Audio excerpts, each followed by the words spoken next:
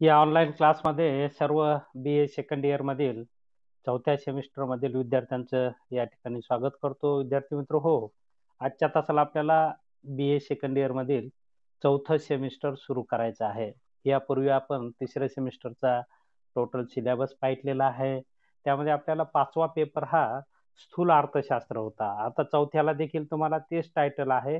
तर स्थूल अर्थशास्त्र पेपर 7वा आणि आपण 3ऱ्या सेमिस्टरमध्ये 6वा पेपर आपण विकासाचं अर्थशास्त्र पाहिलं होतं. आता तेच टायटल आहे 4थ्या सेमिस्टरमध्ये देखील विकासाचं अर्थशास्त्र आणि इथे त्याचा नंबर आहे 8वा नंबर. म्हणजे 4थ्या सेमिस्टरमध्ये आपल्याला 7 आणि 8 पेपर क्रमांक 7 आणि 8 यांचा अभ्यास करायचा आहे. पेपर क्रमांक जो 7वा आहे 4थ्या सेमिस्टरमधील मॅक्रो इकॉनॉमिक्स हा कंपल्सरी आहे आणि तो आपल्याला सर्वांना घेणं अत्यावश्यक आहे. तो आपल्याला सोडता येणार नाही. जे आपण 3rd सेमिस्टरमध्ये पाहिलेलं आहे मॅक्रोमध्ये जो सिलेबस पाहिलेला आहे त्याच्या पुढचा सिलेबस यामध्ये आहे आणि याचं एकूण आपण पाहतो की 75 मार्काला हे टायटल आहे. यामध्ये कंटिन्युअस असेसमेंट तुम्हाला जे सी ज्याला आपण इंटरनल म्हणतो ते 25 मार्काला असेल आणि एंड ऑफ सेमिस्टर एक्झामिनेशन ही 50 मार्काची असेल. तर या पद्धतीने तुमचे या ठिकाणी युनिव्हर्सिटीची एक्झाम 50 मार्काची होईल आणि इंटरनल ते 25 मार्काचं असेल. असं मॅक्रो इकॉनॉमिक्स तुम्हाला 75 मार्काला असेल आणि याच पद्धतीने economics of development and environment हा पेपर ज्याला आपण विकासाचे आणि पर्यावरणाचे अर्थशास्त्र असं म्हणतो. हा पेपर आपला 8वा पेपर असेल आणि याला देखील continuous assessment 25 plus end of semester examination ही 50 मार्काची असेल. असा एकूण 75 मार्काचा हाही पेपर असेल. म्हणजे सेमिस्टर 4 मध्ये तुम्हाला 75 अधिक 75 असं 150 मार्काचं इकॉनॉमिक्सचा अभ्यास या ठिकाणी तुम्हाला करायचा आहे. तर या पद्धतीने तुम्हाला हे सेमिस्टर 4 मध्ये 2 टायटल आहेत. स्थूल अर्थशास्त्र आणि विकासाचे अर्थशास्त्र. याचं इंटरनल या ठिकाणी क्लासिफिकेशन दिलेलं आहे. तुम्हाला ते दिसतही असेल 25 मार्कासाठी आपल्याला इंटरनल आहे. त्याच्यामध्ये खाली दिलेलं आहे की 1 क्लास टेस्ट फॉर 10 मार्क म्हणजे एक टेस्ट असेल तुम्हाला 10 मार्कसाठी. 1 होम असाइनमेंट फॉर 10 मार्क्स म्हणजे असाइनमेंट ट्युटोरियल ज्याला आपण म्हणतो ते 10 मार्क्ससाठी असेल आणि 1 सेमिनार फॉर 5 मार्क्स म्हणजे एक सेमिनार असेल तुम्हाला 5 मार्क्ससाठी. अशी एक टेस्ट 10 मार्क्ससाठी, होम असाइनमेंट 10 मार्क्ससाठी आणि एक सेमिनार 5 मार्क्ससाठी असं एकूण 25 मार्काचं तुमचं कंटिन्युअस असेसमेंट असेल. आणि ज्यांचं अर्थशास्त्रामध्ये एस-ई-सी आहे त्यांच्यासाठी देखील सेम इंटरनल आहे. 25 मार्काचं एस-एस-सीला इंटरनल आहे.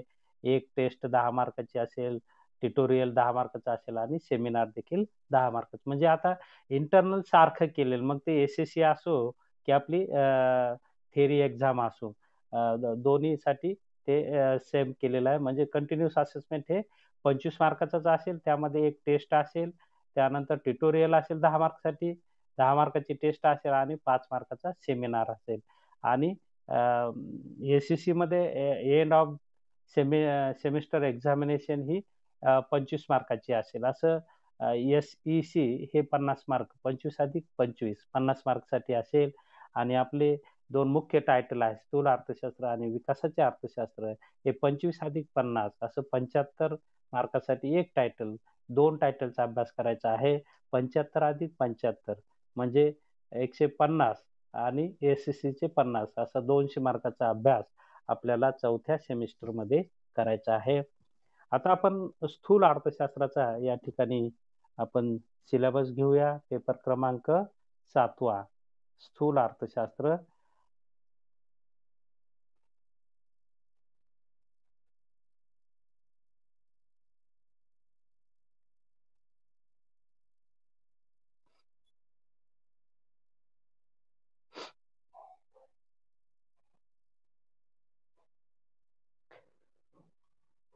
आता कोविडमुळे तुमची एम-सी-क्यू टाइपमध्येच एक्झाम होईल. त्यामुळे आता हा पेपर पॅटर्न नंतर लागू होईल तुम्हाला. सध्या कोविडचा प्रॉब्लेम असल्यामुळे ऑनलाईन किंवा ऑफलाईन दोन्ही पर्याय तुम्हाला दिलेले आहेत. त्या पर्यायामध्ये तुमची एम-सी-क्यू पॅटर्नमध्ये एक्झाम होईल. 40 मार्काचा आता ती परीक्षा तुमची साधारणपणे 50 मार्काची असेल. 50 एम-सी-क्यू असतील आणि प्रत्येक एका मार्काला 1 एम-सी-क्यू या पद्धतीने 50 मार्काची एम-सी-क्यूची परीक्षा होईल आणि त्या अनुषंगाने अ, पुढे भविष्यात विद्यापीठाचा जर पत्रव्यवहार झाला तर आणखी त्यामध्ये काही दुरुस्ती असेल तर मी तुम्हाला कळवेन. तत्पूर्वी आपण पेपर क्रमांक 7वा सेमेस्टर 4 मधील जो आपल्याला कंपल्सरी पेपर आहे मॅक्रो इकॉनॉमिक्स स्थूल अर्थशास्त्र याचा आपल्याला या ठिकाणी सिलेबस पाहायचा आहे. सिलेबस लिहून घ्या. यामध्ये पहिलं युनिट किंवा पहिलं प्रकरण किंवा चॅप्टर आहे की गुंतवणूक फलन आणि गुणकाचा effect. Investment function and multiplier effect. तर हे आपल्या प्रकरण 1 चं टायटल आहे गुंतवणूक फलन आणि गुणकाचा इफेक्ट परिणाम, गुणक परिणाम. याच्यामध्ये सब टॉपिक घ्या भांडवल आणि गुंतवणुकीची भांडवल आणि गुंतवणुकीची सीमांत कार्यक्षमता हा पहिला टॉपिक आहे. भांडवल आणि गुंतवणुकीची capital and investment marginal efficiency पाहिजे आपल्याला. भांडवल आणि गुंतवणुकीची सीमांत कार्यक्षमता हा पहिल्या प्रकरणामधील पहिला टॉपिक आहे. दुसरा टॉपिक आहे गुंतवणूक गुणक इन्व्हेस्टमेंट मल्टिप्लायर गुंतवणूक गुणक याचा आपल्याला अर्थ आणि ते कसं काम करतं, काय वर्किंग आहे गुणकाचं इन्व्हेस्टमेंटमध्ये काय रोल आहे किंवा कसं फंक्शन करतं ते आपल्याला या ठिकाणी पाहायचं आहे. तिसरा टॉपिक आहे गुंतवणूक गुणकाच्या जे काही मर्यादा आहेत त्या मर्यादा या ठिकाणी आपल्याला पाहायच्या आहेत. तर प्रकरण 1 मध्ये अशा प्रकारे आपल्याला हे 3 टॉपिक पाहायचे आहेत. आता प्रकरण 2 युनिट सेकंड त्याच्यामध्ये आपल्याला गुंतवणूक आणि प्रवेग तत्व पाहायचं आहे. गुंतवणूक आणि प्रवेग तत्व. पहिल्या चॅप्टर मध्ये गुंतवणूक आणि आपण गुणक पाहायचं आहे. तर दुसऱ्या चॅप्टर मध्ये आपल्याला गुंतवणूक आणि प्रवेग तत्व पाहायचं आहे. तर यामध्ये सब टॉपिक घ्या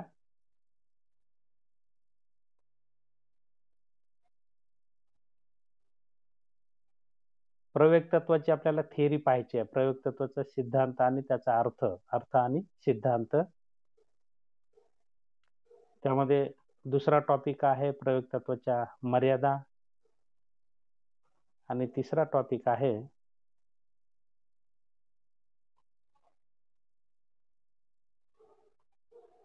गुणक आणि प्रवेग तत्वामधील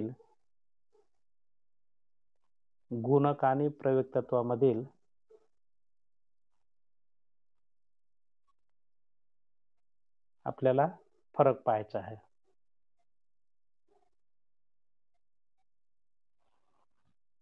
ते दोन्हीचं कार्य कशा पद्धतीने गुंतवणुकीमध्ये होत असतं हे आपल्याला या ठिकाणी पाहायचं आहे. तर अशा प्रकारे सेकंड युनिटमध्ये हे 3 चॅप्टर आहेत, टॉपिक आहेत.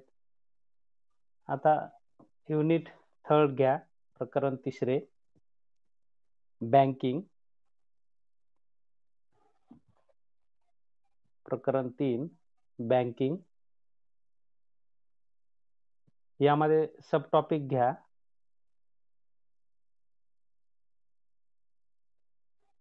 व्यापारी बँकेचा अर्थ आणि कार्य. व्यापारी बँकेचा अर्थ आणि कार्य, commercial bank meaning and functions.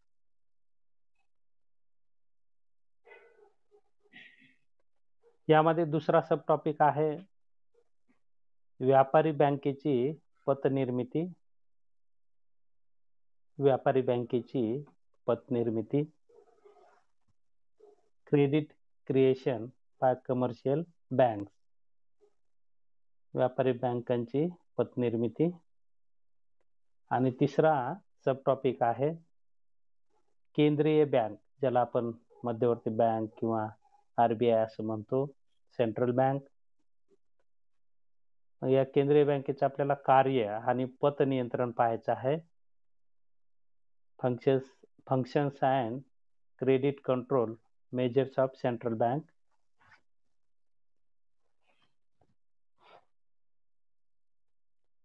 मध्यवर्ती बँकेचे कार्य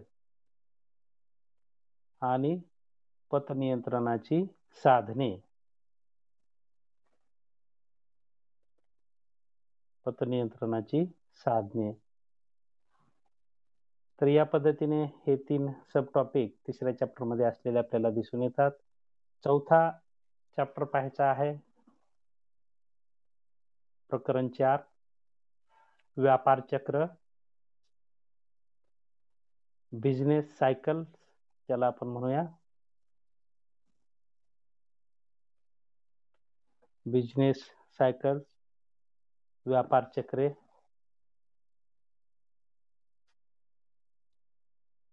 त्यामध्ये पहिला टॉपिक घ्या, व्यापार चक्र म्हणजे काय.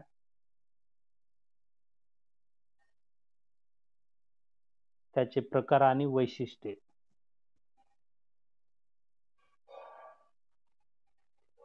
व्यापार चक्र म्हणजे काय, म्हणजे अर्थ, प्रकार आणि वैशिष्ट्ये. दुसरा सब टॉपिक यामध्ये घ्या, केन्सचा व्यापार चक्राचा सिद्धांत. केन्सचा व्यापार चक्राचा सिद्धांत. आणि तिसरा सब टॉपिक घ्या,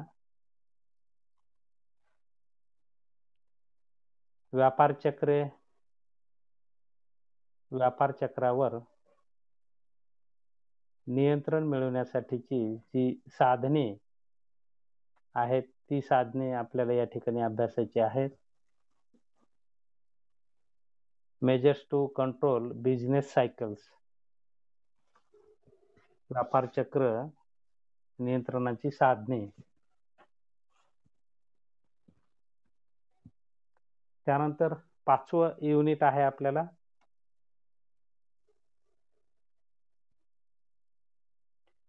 ओपन इकॉनॉमी, मॅक्रो इकॉनॉमिक्स.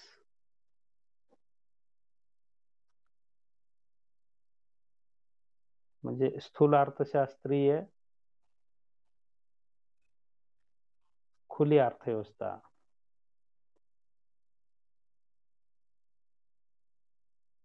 त्यामध्ये घ्या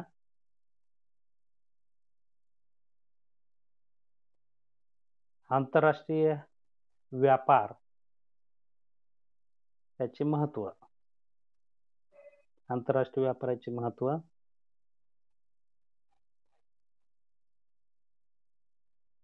त्याचबरोबर आपल्याला कॉमा देऊन पुढे या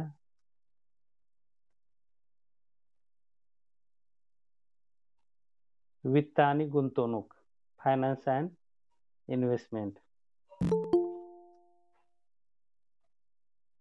त्यानंतर यामध्ये दुसरा सब टॉपिक घ्या, रिकार्डोचा तुलनात्मक आंतरराष्ट्रीय व्यापाराचा सिद्धांत. रिकार्डोचा तुलनात्मक आंतरराष्ट्रीय व्यापाराचा सिद्धांत.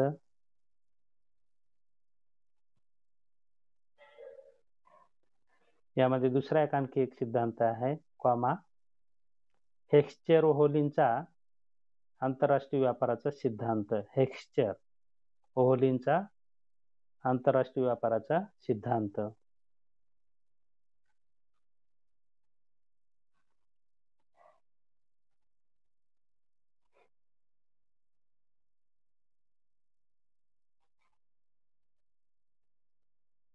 त्यानंतर यामध्ये तिसरा सब टॉपिक घ्या,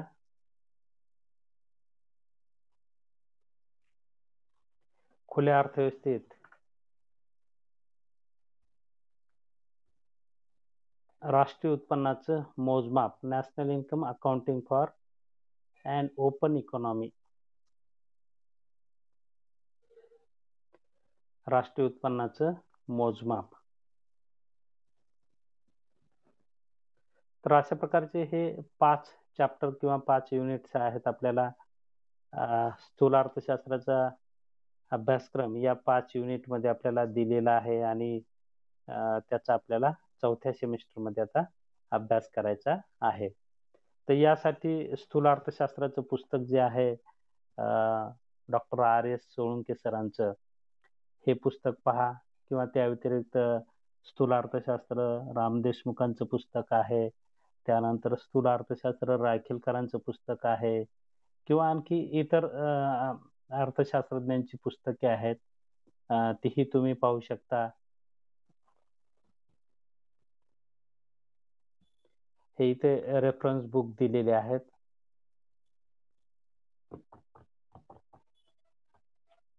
स्थूल अर्थशास्त्र डॉक्टर तिकटे आणि मुक्ते यांचं देखील दिलेलं आहे. राम देशमुख सरांचं हे स्थूल अर्थशास्त्र आपण पाहू शकतो, महावरे सरांचं हे स्थूल अर्थशास्त्र पाहू शकतो किंवा झांबरे सरांचं आहे. सूर्यकांत पवार सरांचं हे स्थूल अर्थशास्त्र आहे. रायखेलकर सरांचं हे स्थूल अर्थशास्त्र. म्हणजे यापैकी कुठलंही एक अर्थशास्त्र तुम्ही स्थूल अर्थशास्त्राचा अभ्यास करू शकता. तसं तुम्हाला स्थूल अर्थशास्त्र डॉक्टर R.S. सोळंके आणि के पाटील यांचं PDF देखील तुम्हाला स्कॅन करून पाठवलेलं आहे. त्याचा यूज केला तरी चालेल. त्यामध्ये फक्त जो शेवटचा आपला चॅप्टर आहे आंतरराष्ट्रीय व्यापाराचा, तो तुम्हाला इतर दुसऱ्या पुस्तकातून पाहावा लागेल. त्यामध्ये तो नाही, पण ह्या PDF मध्ये दिलेला आहे. R.S. सोळंके सरांच्या पुस्तकात शेवटचा चॅप्टर नाही आंतरराष्ट्रीय व्यापाराचा, परंतु या PDF मध्ये मी जी तुम्हाला नोट्स पाठवलेली आहे त्या नोट्समध्ये तो 5वा चॅप्टर आहे. म्हणून नोट्स जरी यूज केल्या तरी सफिशियंट आहे. तर अशा पद्धतीने आपल्याला स्थूल अर्थशास्त्राचा अभ्यासक्रम SRT युनिव्हर्सिटीचा सेमिस्टर 4 साठी असलेला आपल्याला दिसून येतो. यामध्ये 50 मार्काची थिअरी आहे आणि 25 मार्काचं इंटरनल आहे. त्याचे आपण 25 मार्काचं क्लासिफिकेशन पाहिलेलं आहे.